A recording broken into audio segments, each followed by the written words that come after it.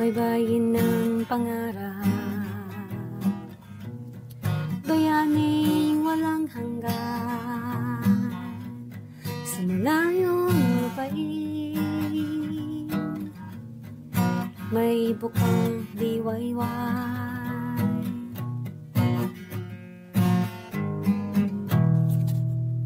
Welcome to the Overseas Podcast Worker. Hello mga Hello ka-OP. mga ka-OP. Welcome to episode 10.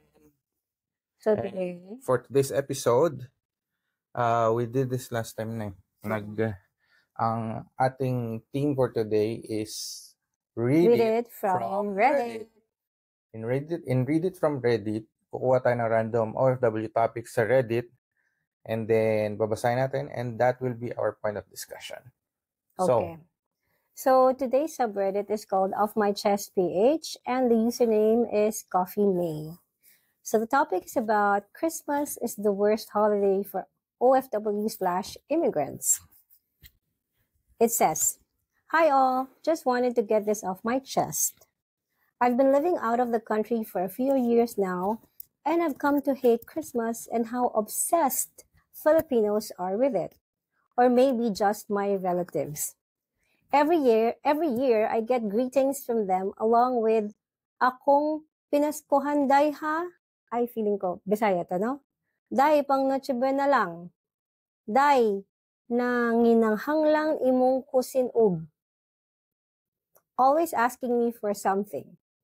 Never was I asked how I'm doing or how I'm going to celebrate the holidays. Because I haven't been able to celebrate Christmas and New Year's in my home because I've always been at work. I work in the service industry, so the holidays are the most lucrative time of the year for work. It will be the same this year. Okay? I support my immediate family, my mom and my brother. Every month, and the Christmas padala has always been more than the other months because I want to spoil them a little bit. It takes a lot from me. But I'm happy to do so because they are my family. It just makes me mad when grown-ass aunts and uncles ask me for money. Never have I received anything from these people as long as I can remember. I guess I don't really need a thing. All I need is to feel like they remember me for me and not because they need something from me. Right? So that's what the user said. So, Okay. pissed off siya.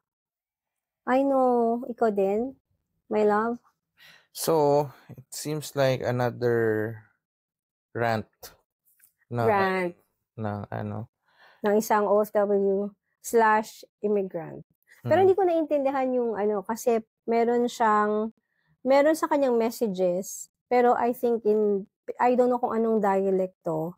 Kasi Day So, ibig sabihin, baka I mean, Bisaya. Siguro sabi niya, akong pinaskuhan, Day, parang siguro oo, ipamasko ko ha. Parang, Day, pang Noche Buena lang. Tapos ito, Day, nanginahanglan imong kasinug. Ikaw, anong gagawin mo pag merong nang ganyan sa'yo? Ako, straightforward naman kasi ako eh.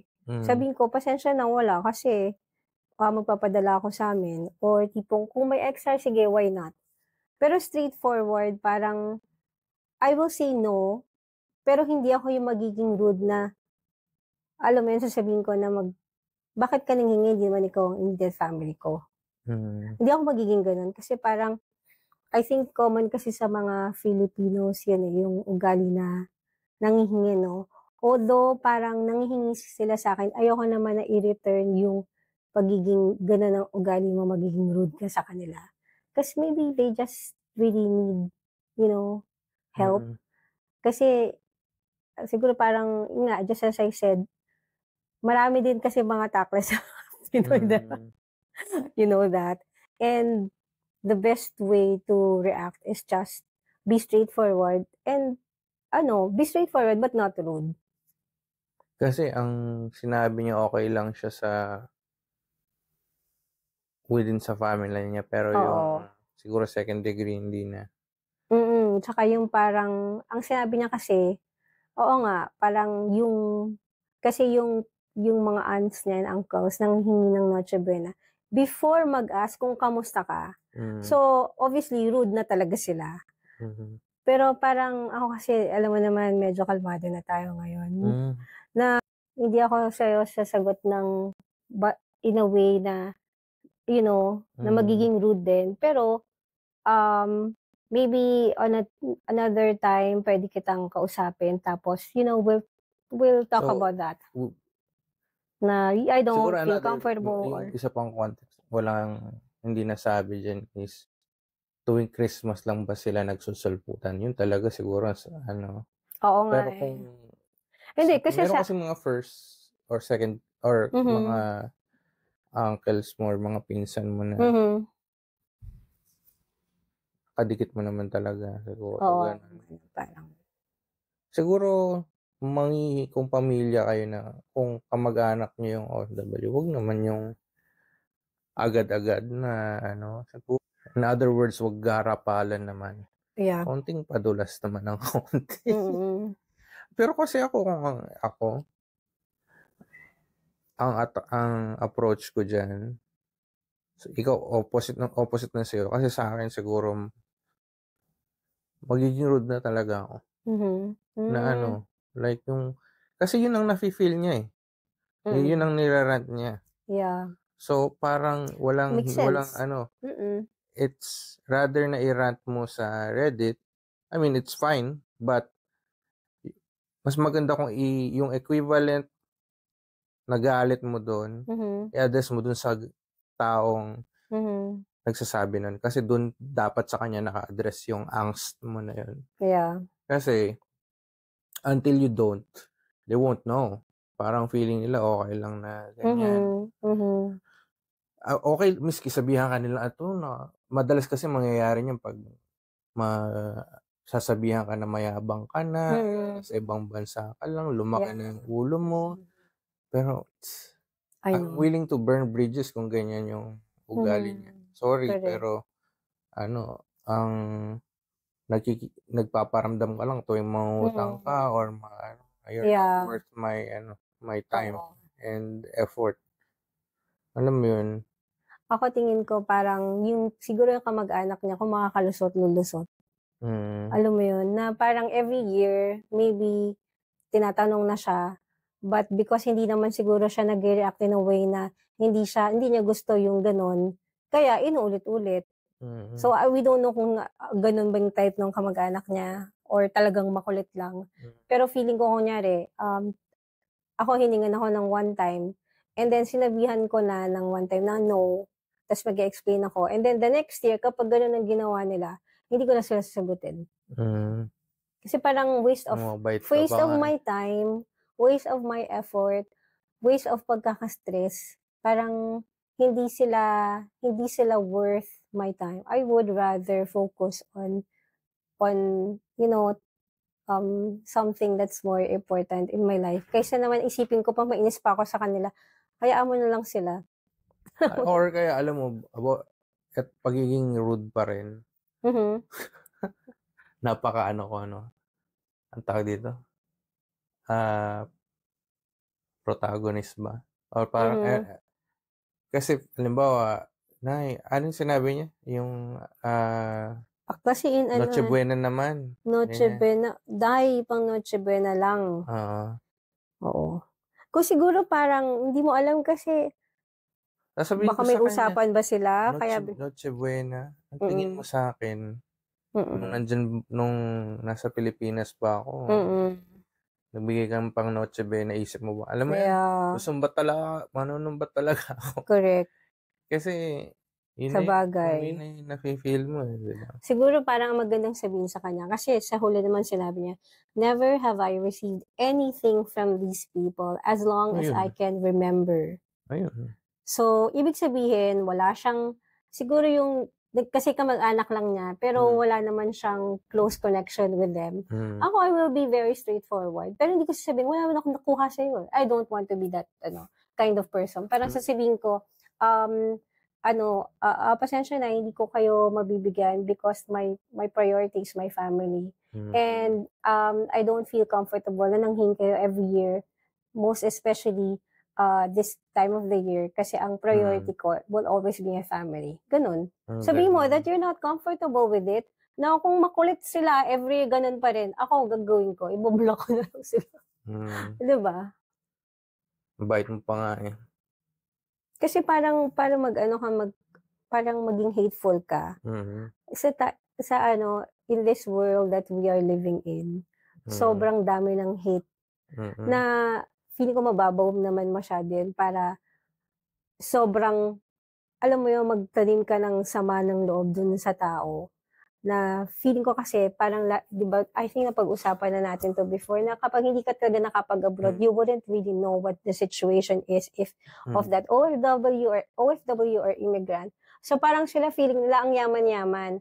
So maybe kung paparamdam mo sa kanila or sasabihin mo sa kanila straightforward na it is not what you think it is. What you see in Facebook or my social media is not what it really is, 'di ba? So parang maging straightforward ka na lang kaysa naman parang yung isipin mo na lang na wala naman silang ginawa nung lalo sa Pilipinas. Alam mo yun? It's very situational lang naman yun sa akin, specifically sa kanya. Kasi sinasabi niya na yung tunog niya is parang talagang never nga daw siyang nakarinig sa kanila before and out of nowhere. So, yun ang sasabihin ko. Pero, siguro kung first time naman na kung meron, kakilala ko naman siya, hindi naman ako kaagad-agad magiging rude. Yeah, true. Tsaka yung, ewan ko ba, siguro, parang, ang pinagtataka ko, paano sila, yung mga kamag-anak niya, saan sila humuhugot ng apog para kung magtanong ng ganon. Alam mo yun? Like, ang tingin ba nila, most likely tingin nila pag naka-abroad ka na, OFW ka na, mayaman ka na kaagad. At saka alam mo yung parang naano ka talaga tuloy mag-post sa Facebook ng mga konting travels mo, ganyan. Yeah, ako hindi ako yung konting kain mo sa labas. Parang, pag nakita kasi ng mga kamag-anak mo, ang yaman na nito. Ganyan. Tapos parang gagamitin nila yun as, baka pwede naman mangutang, ganyan. Samantalang, alam mo yun, konting time for yourself lang naman yun. Oo nga. Ako siguro kung kunyari, kung magme-message ka, sige sabihin natin, magde-devil's advocate tayo. Di ba ganyan ka palagi, na yung tao maybe isn't aware or something. Kung kunyari ganun talaga siya, kung ganun ka, yung ugali mo ay ganun, I mean, medyo mag-improve ka ng konti na lang. Magtanong ka muna kamusta, tapos, alam mo yun, kasi parang sa Pilipinas, feeling ko kasi yung Christmas sa Pilipinas, iba talaga, yun yung season of giving. Pero from our point of view, hindi naman tayo bangko, diba? Na kunyari, dahil porket Christmas, mamimigay kami sa'yo, family ba kita? Are you my immediate family? Pero from their point of view, malaman nakakakuha sila sa mga, di ba, katulad kaibigan din, mamimigay siya every year pag Christmas. Siguro parang nasa isip niya, try natin manghingi or something. Pero parang, siguro ang baguhin nyo na lang, yung the way na manghingi kayo, baka naman alam mo yun, pwede ka mangamusta and all. Meron, I think may strategy dyan no? Kung gusto. Tsaka siguro, nangyayari lang rin naman to, miski hindi Pasko miski maraming nangihingi talaga. Oo. Sa mga kamag-anak ng OFW, siguro dapat, ang isipin nyo na lang na yung may pamilya rin yun, alam mo yun. Oo. Bago, kasi alam mo, pag umuwi nga sila sa Pilipinas, sa tingin ko, hindi lang sila or tayo, sa tingin ko, mas nagdadamihan yung ganyan Alam mo yun? Kasi ito pa nga nasa abroad ka, Mhm. nagme-message na sa'yo. Yeah. Tapos Lalo na pag nasa Pilipinas ka pagdating mo na. sa Pilipinas, nagsasalputan yung mga... Yeah. Actually, ang pinaka-ayokong ayoko sa mga Pinoy pag uuwi ka. Parang kunyari, uuwi ka from abroad. They feel na automatically, ikaw yung, ang manlilibre is kung sino yung nasa abroad. Parang yun yata yung, I mean, now off topic na ako, no? Pero, Okay lang. Related naman. oo, no, parang dapat kasi, yung pagbabayad, parang meron din dapat na, respect na kasama. Na i-respect mo na yung OFW na umuwi, hindi yan maraming pera. Hindi porket nag-abroad yan, pwedeng meron silang mga ipon, pero hindi ibig sabihin, you are their responsibility too. Therefore, kailangan kanilang ilibre sa mga dinner, or pag nag-get together kayo, parang, okay na siguro kung kunyari, nagbigyan ka nila ng pasalubong, pero to assume na libre, parang, I don't really like that. Alam mo yun, si tita Nita ko, yung tita ko na OFW, na umuwi, tapos nilabas niya kami for dinner. Nung nag-offer kami ang magbabayad, Ayun, maganda tuwang-tuwa pa yung siya. attitude nyo. Yeah. Oo. Should be Kasi that way. ang ako rin, pag nangyari sa akin yun, like, at least yung effort lang. Kumbaga, miski, kumbaga, huwag ka na magbayad, hati-hati, or I hati-hati know. tayo. Parang, it's nice. Mag-initiate ka. Kasi gusto ko kayong makasama eh. Pero ayokong isipin yung kinakain natin. Alam mo yun? Yeah. Parang, magkano na ba itong nagastos natin? Oo, Alam mo parang nakakaano lang yun kasi imaginein mo yung dala na pera ng OFW. So I'm sure naka-budget din yun. Pero despite of that budgeting, gusto ka nilang makita. And then you would expect na kailangan libre yung dinner nyo or yung whatever. Okay lang siguro kung maliliit. Mga coffee, no? Hindi, tsaka sa bahay, punta kayo sa bahay, inuman tayo. Wala namang problema yan. At tsaka okay lang, okay lang man, libre naman eh. I mean, ginagawa naman talaga natin yan. Hindi kasi parang, I'm sure ang nagiging sistema dyan, kung sino yung umuwi na OFW, sila yung magyaya. So, ay yung mentality ng Filipinos, ikaw nagyaya, ikaw yung magbabayad. Diba? Aminin mo, ganun yun. Ewan ko ngayon kung ganun pa rin, but personality or attitude before. But I think that should change kasi like dito, hindi naman tayo, we don't have that kind of personality or trait whenever we have dinner with our friends, or let's say tayo yung nagyaya, even on birthdays. Di ba, pag birthday, hindi naman automatically tayo yung magbabayad ng dinner, or when they come here, instead, tayo maghahanda sobrang sangkatutak ng pagkain. Instead, magdadala yung visitor ng food for us. Which is a good gesture. Oo. Hindi naman yun automatic, pero parang if you're the visitor, the friend who's going to attend the birthday celebration, it's your way of giving something for the birthday celebrant. Hindi yung parang, ay, birthday niya, magdadala. Parang, ewan ko lang, kasi hindi kasi tayo sanay sa gano'n. Parang ano lang. Hindi naman siya rude, but I'm saying, there should be a better way of attending birthday or any celebration. Maganda siguro kung uuwi ka. Paano kaya mangyayari kung bago pa lang kayo magkita, sabihin mo na KKB? Oo nga eh. May sisipot kaya? Baka wala. Doon mo malalaman kung sino talagang mga close friends mo. Yeah. Pag sinabi mo, uy, kita tayo, KKB ha. Oo nga, no? Sabihin mo yun, no? Oo. Malalaman kasi, ibig sabihin, gusto ko talaga nila makita. Yeah. Na-miss ka talaga nila. Siguro parang makatipid ka na rin kung kunyari OFW ka. Tama yung sabi mo, papuntahin mo na lang sa bahay mo or sa condo mo. Tapos, siguro parang, kung ano lang yung ano mo, what, alcohol, Mm. beer or something. And then Oo. sabihin mo sana, oh, if you're coming along, could you please bring maybe like this kind of drink, or Mm. kung meron kayong gustong dessert. Mm. Kasi ito lang yung meron ako sa bahay. So, unfortunately, wala akong nabiling ganito, or I can't buy this. Dala Mm. na lang kayo. Yung ganun, parang Mm. feeling ko merong parang much nicer way to say it rather than saying, okay, KB tayo. Parang ganun, gets mo?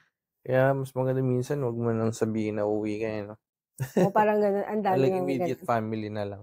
Oo. Hindi naman. I mean, syempre may mga friend ka na talagang lumaki ka nun para naging family mo na rin, eh. So, hindi yung Mm. immediate family, pero parang kung talagang friends kayo, Mm. alam nila na, no, it's not the same anymore. And you're all grown-ups, 'di ba? Parang Mm. ano ba? Meron din kasing attitude na hindi naman attitude, lalo na kung bagong OFW ka, ta's Mm, yung unang uwi mo mm, na parang excited ka, gusto mong mm. magpabongga, gusto mong Yeah, ano, which bonggang-bongga. is not bad, pero meron kasi nangyayari, baka may nasasanay na ine-expect na gano'n. Mm, Kasi yung mga veteranong OFW katulad natin, mm, na later on nila nare-realize 'tong sinasabi natin ngayon, eh. mm. Yung mga bagong OFW parang ano pa yan, eh, lalo na kung mga, early 20s ka ganyan, Mhm, young yeah. 30s, early Mm, 30s, mm, parang gusto mo lahat ng gadgets meron ka, ganyan. mhm. Ako siguro meron lang akong ano, comment kasi Hmm. sinabi niya na parang nagpapadala siya sa family niya tapos,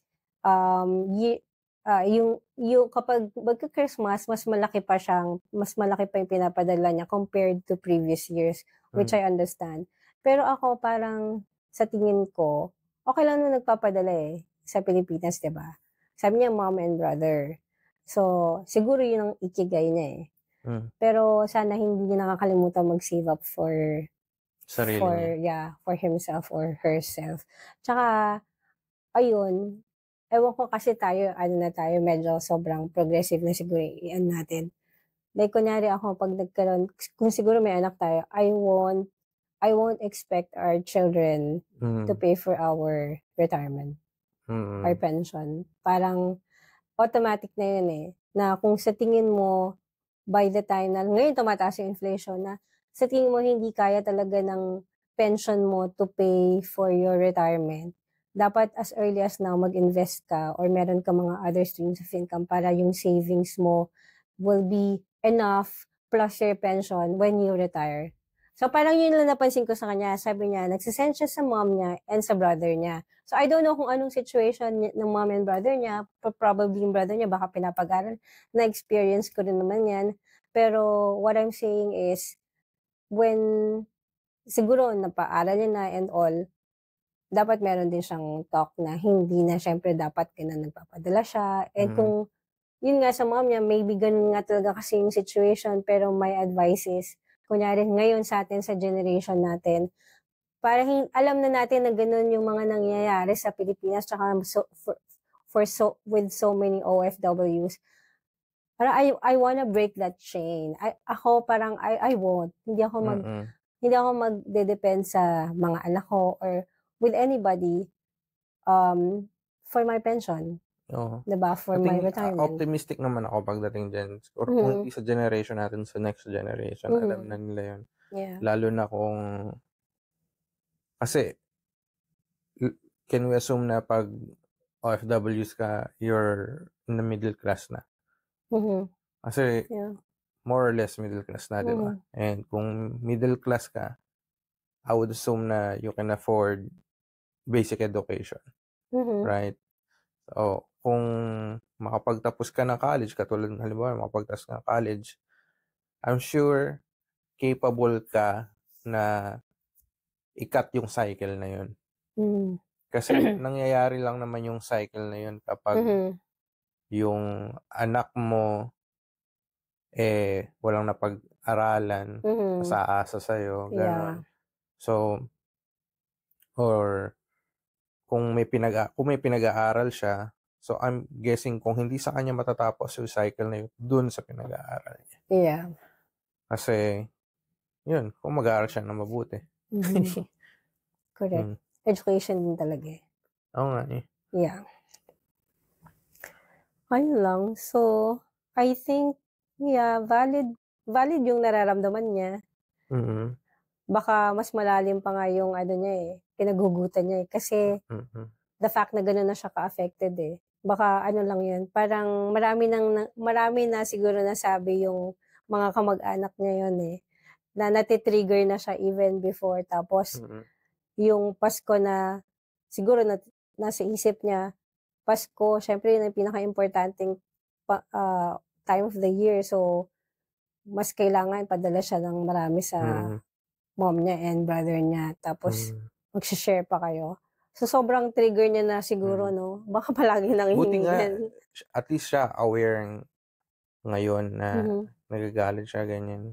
Ina-address niya yung kanyang frustration. Kasi minsan may mga OFW na papatulan yan eh. Na magbibigay talaga sila ng something. Merong mga ganung kababait talaga. No? Oo. Na talaga mapagbigay. Mabait sila pero ano eh, Pero, they're hurting themselves in doing so. Kaya, Yung mga kilala kong ganyan na parang bigay lang ng bigay, hindi na nakakalimutan yung sarili. yeah. Tapos kapag dumating yung araw na ano, sila naman yung nangailangan, yung mga pinagbigyan mo wala na. Wala na. Meron nakitang ganyang Facebook sa post eh, yung OFW sa Pilipinas. Yeah. Umuwi siya sa Pilipinas. Sinusumbatan niya yung mga pinangutangan niya habang nasa Saudi yata siya. Nasa na sila ngayon, ganyan. Ngayon, may siguro, sakit ako. Oo nga eh. Yun yung parang, may, ano ba, mahirap din na sobrang bait. Kasi ano natin yan, culture natin yan, lalo na sa Filipino, parang we don't know how to say no, tapos bigay lang ng bigay, tapos maawain tayo, pag narinig yung ganito, okay, fine, magbibigay, o kaya sabihin natin, your mom tells you na, oh, ganito, si ganito may sakit, or may and then you will be obliged, alam mo yun, pero yun nga, parang feeling ko, kung hindi naman talaga, hindi mo kaya, just say it. Or if you don't like, then say no. Ikaw naman yung may, nun eh, the ball is on you. Kung ayaw mo, nasa iyo naman yun eh. Yun lang, siguro ang parang downside lang nun, kasi nakikita ko na, kunyari, ikaw OFW ka, later on, you will retire in the Philippines. No. Ito mga to, wala ka, ganun inaway mo na, wala ka ng support system in the end. So, parang ang hirap, no? Kailangan mo siyang i-balance. Hindi ka po pwedeng sobrang, ano sa kanila, distansya. Hindi ka rin sobrang lapit. Kasi kung masyado ka nang malapit, baka mag-take advantage sa'yo. Pag sobrang namang distansya, baka mawalan ka naman ng support system pag uwi mo. Alam mo yun. So, I don't know. How do you think should one balance that? Hindi. Siguro yung mga immediate family mo lang talaga ang ano mo. Pagtuunan mo. Kasi, yung core, no? May anak ka, sila lang. Circle. Yeah. That's kasi, yung mga kadugo mo talagang maaasahan mo talaga. Yeah. True. That's true. Tsaka doon sa mga ano naman, siguro, yun nga, sa mga nanghihingi. Yung, kasi, kung nakaya mong manghingi ng ganun, sa isang, kumbaga, I'm sure kung hininga niya yung ninong ba niya, or kamag-anak niya, anyways, kung sino man yun, kung most likely ginagawa niya rin nila yun sa iba, hindi lang sa kanya. Hindi lang sa kanya. So, sa tingin ko parang ginagawa nila yan kung sinong nasa ibang bansa. Yeah. Kung naghahanap kung sinong kakagat. Alam mo yun. So, parang mahiya naman kayo. Kasi have a look in the mirror. Yeah. What have you done lately? Yeah. Huwag naman Wag naman kapalmoks, diba? Oo. Kaya nga ang sagot ko kanina is talagang maging rude ka, maging blunt, upfront. Yeah. Sabihin mo matigas ang mukha mo, sa tingin mo matigas ang mukha niya, sabihin Ang mo tagas matagal ng ang mukha mukha mo, mo. Oo, ganun. Sabihin niyo ng mayabang ako, hindi naman kayo nagpapakain sa akin. Yeah. Let's burn bridges. I'm willing to burn that bridge. Diba? Ayun. Yun lang. But it's So, anong pangalan niya? si Coffee May. Coffee May. So, I hope nakikinig ka sa podcast namin. And we feel you. I'm sure na lahat ng OFW to some extent, merong similar experience. Yeah. Don't feel na nag-iisa ka sa ganitong frustration. Lahat tayo may frustration na ganito. And some of us have dealt it numerous times. Kaya ito, sinasabi namin sa iyo kung anong na-experience namin. Hopefully, nakatulong kami. Ako parang I wanna give you a hug. Hug. Kasi nag-work siya kahit na Pasko. Ay, nasa service Di ba industry. nasa service industry siya? Ang hirap pag nasa service industry ka, wala kang holiday pag ganyan, di ba? I don't know kung nasang country siya. Kasi dito, wala talagang work. Pag holidays, di ba?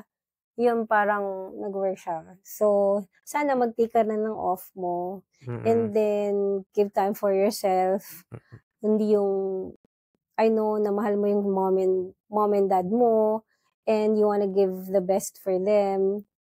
And you wanna give so much more pag Christmas. Pero don't forget about yourself. Pamper yourself. Lalo na pag naka-off ka. And then, make sure na talagang it's your day.